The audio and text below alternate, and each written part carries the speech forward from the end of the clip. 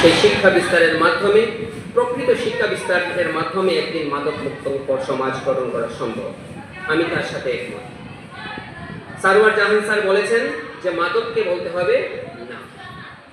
যে মাদকই হোক, সাদা, বিড়ি, সিগারেট, গুল, তাম্বাকু, কোনো ধরনের নিষিদ্ধ ঔষধ, ইয়াবা ট্যাবলেট, হিরোইন, গাঞ্জা, যেগুলি হোক, সবগুলি একই মুদ্রার এপিঠ ওপিঠ। মাদক মাদকই। মাদকের মধ্যে আমাদের ব্যক্তিত্বের ভালো কিছু থাকতে পারে না। আজকে মাদক সেবনের মাধ্যমে আমরা আচ্ছন্ন হয়ে যাচ্ছি কোনো একটা নেতিবাচক পরিস্থিতিতে। তার থেকে আমাদেরকে বেরিয়ে আসতে হবে, আমাদের সমাজকে রক্ষা করতে হবে। হ্যাঁ বন্ধুরা, আমরা মাদককে বলবো না। এই না বলার দুই একটা টেকনিক আমরা নিতে পারি।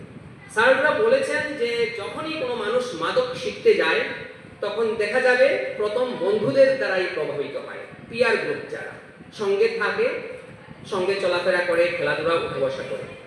তোমার বন্ধু যখন তোমাকে বলবে যে মাদক নিতে, ধরো সিগারেট টানো, তুমি বলবে না। না বললে তো পাশে তোমার বন্ধুত্ব যেতে পারে।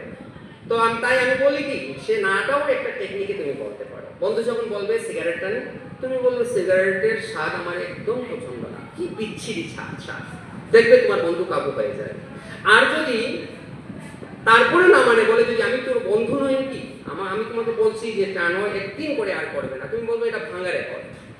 কারণ তোমার, আমার বাবা, দাদা, কাকা যারাই নেশা শিখেছে, তুমি জিজ্ঞেস করে দেখবে, প্রথমে ওই বলেছিল বন্ধু যে একদিন করে আর করবে না। এটাই বেশিরভাগ ক্ষেত্রে সত্য। তো একদিন তুমি করবে, তারপরের দিন করবে, তারপরের দিন করবে, একদিন, 2 দিন, 3 দিন পরে তুমি অভ্যস্ত হয়ে যাবে। তখন বন্ধু তোমাকে আর করাতে হবে না, তুমি কিনে এনে বন্ধুকে নেশা করাবে। এটাই এখানে সত্য। যার জন্য তুমি একদিন করতে যাবে না। আর এরপরে যদি না মানে বলে, যদি বন্ধু, তুই বন্ধুর কথা রাখবি না, আমি তোর বন্ধু, আমার কথা তো তুই রাখ, এটাও একটা রেকর্ড কিন্তু বাংলা রেকর্ড। তুমি কি বলবে, যে বলবে তুমি আমার সত্যিকারের বন্ধু। আর তুমি যদি আমার বন্ধু হয়ে থাকো, তাহলে তোমার বন্ধুকে দিয়ে বন্ধুর মনের ইচ্ছার বিরুদ্ধে নিশ্চয়ই তুমি কোনো কাজ করাবে না। এভাবে তোমার বন্ধুকে তুমি কাবু করতে পারো। আশা করি এই কৌশলগুলো তোমাদের কাজে দেবে। তোমাদেরকে অসংখ্য ধন্যবাদ আজকের এই অনুষ্ঠানে অংশগ্রহণ করার জন্য।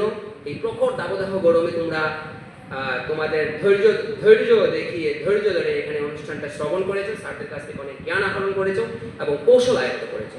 বিশেষ করে কিভাবে আমাদের সমাজকে ইলিসিট ট্রাফিক কিংবা মাদক কারবার থেকে মুক্ত রাখা যেতে পারে, কিভাবে আমাদের ব্যক্তিত্বকে, আমাদের পরিবারের সদস্যকে, আমাদের সমাজের সদস্যকে মাদকের যে নেশা, সেই নেশা থেকে আমরা মুক্ত রাখতে পারি, তার বিষয়ে অনেক আলোচনা হয়েছে, অনেক পরামর্শ অগ্রসর করা হয়েছে।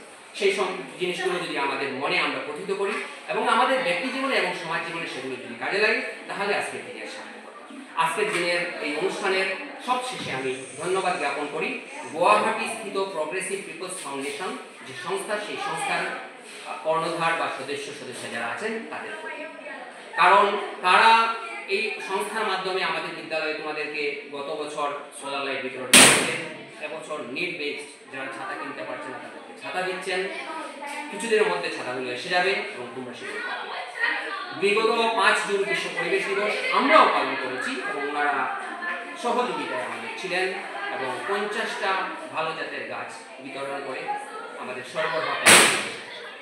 আজকের এই অনুষ্ঠানটির পুরো ভাগ ওনারা আয়োজন করেছেন প্রগ্রেসিভ পিপলস ফাউন্ডেশনের পক্ষ থেকে। তাই আমাদের বিদ্যালয়ের পক্ষ থেকে, বিদ্যালয় কর্তৃপক্ষ এবং সকল সহকর্মীদের পক্ষ থেকে, ছাত্রছাত্রীর পক্ষ থেকে প্রগ্রেসিভ পিপলস ফাউন্ডেশনের প্রতি জানাই অসংখ্য